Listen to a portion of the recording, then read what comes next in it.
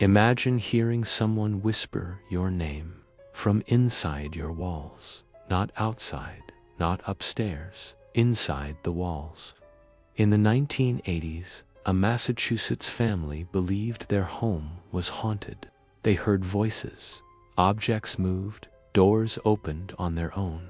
They called a priest to cleanse the space, hoping to banish whatever spirit was tormenting them. But what they were dealing with wasn't paranormal. It was far, far worse. This is the true story of Daniel LaPlante, the man who lived inside a family's walls.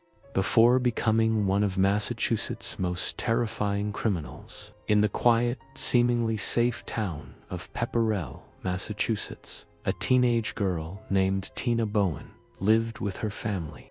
Their suburban home was supposed to be a sanctuary, but that feeling of safety began to crumble, piece by piece. At first, the changes were small, almost dismissible. Food would vanish from the fridge. A chair would be slightly out of place. Doors were left open that no one remembered touching.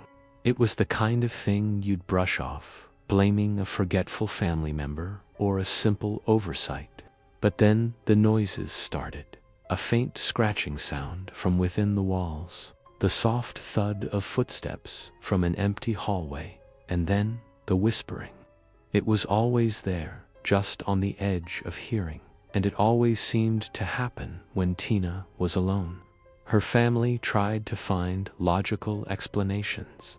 The house was old, so it must be the pipes settling.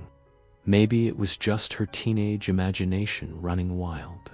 But Tina knew deep down that something was terribly wrong, because the voice didn't sound imaginary, it sounded real. One night, the faint whispers became a clear, distinct man's voice. It wasn't coming from another room or from outside the window. It was coming from inside her home, seemingly from the very structure of the house itself. The voice called her name. It mocked her, taunted her, and whispered threats that sent ice through her veins. Now completely terrified, the family was convinced they were dealing with a malevolent spirit. In a desperate attempt to reclaim their home, they brought in a priest to perform a blessing. For a brief, hopeful moment, the activity stopped. The house fell silent, but the peace didn't last. Soon, the phenomena returned, but this time it was worse. The radio would turn on by itself, blasting static. Lights would flicker erratically. Doors would slam shut with violent force. And the voice came back, no longer whispering, but shouting with a new, terrifying anger. One evening, Tina came home to an empty house, or so she thought.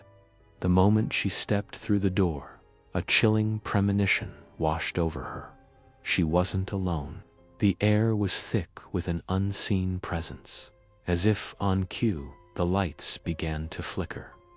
The radio suddenly screamed to life with a burst of static. And then she heard it, the voice. It was loud, clear, and terrifyingly close. It was the final straw. Tina fled the house barefoot, not even stopping for shoes, and ran to a neighbor's home to call the police. When officers arrived, they conducted a thorough search of every room, every closet, every corner. At first, they found nothing.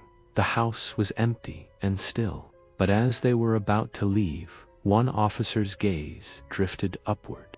That's when they realized someone had been hiding above them the entire time. Inside the walls and the cramped crawl spaces of the Bowen home, police uncovered a makeshift living space. They found bedding, food wrappers, and personal items. Someone had been living inside the house, moving silently through the ceilings, watching the family from behind air vents, and listening to their every conversation through the thin drywall. The intruder was quickly identified as Daniel LaPlante, a local teenager who had a connection to the family. He had broken into their home weeks, maybe even months earlier. And he had been there the entire time, watching, waiting, listening. The source of the haunting wasn't a ghost. It was a disturbed young man, hiding just inches away from the family he was terrorizing.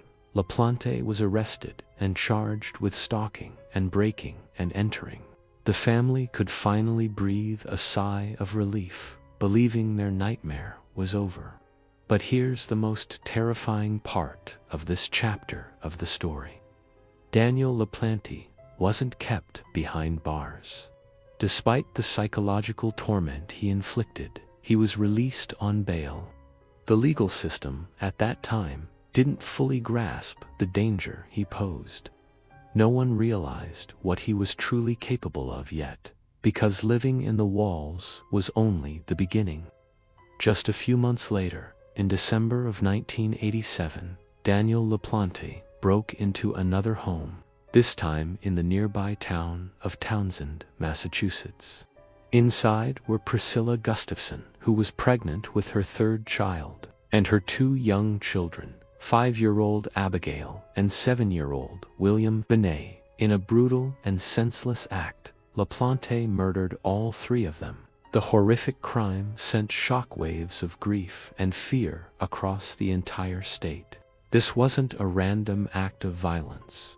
It was a horrifying escalation of a pattern that had already been established, breaking into homes, hiding, watching, and then, finally, striking. The monster that had been lurking in the shadows had now revealed his true nature in the most devastating way possible. LaPlante was arrested soon after the Gustafson murders. The evidence against him was overwhelming. In 1988, to avoid the death penalty, he pleaded guilty to 3 counts of first-degree murder.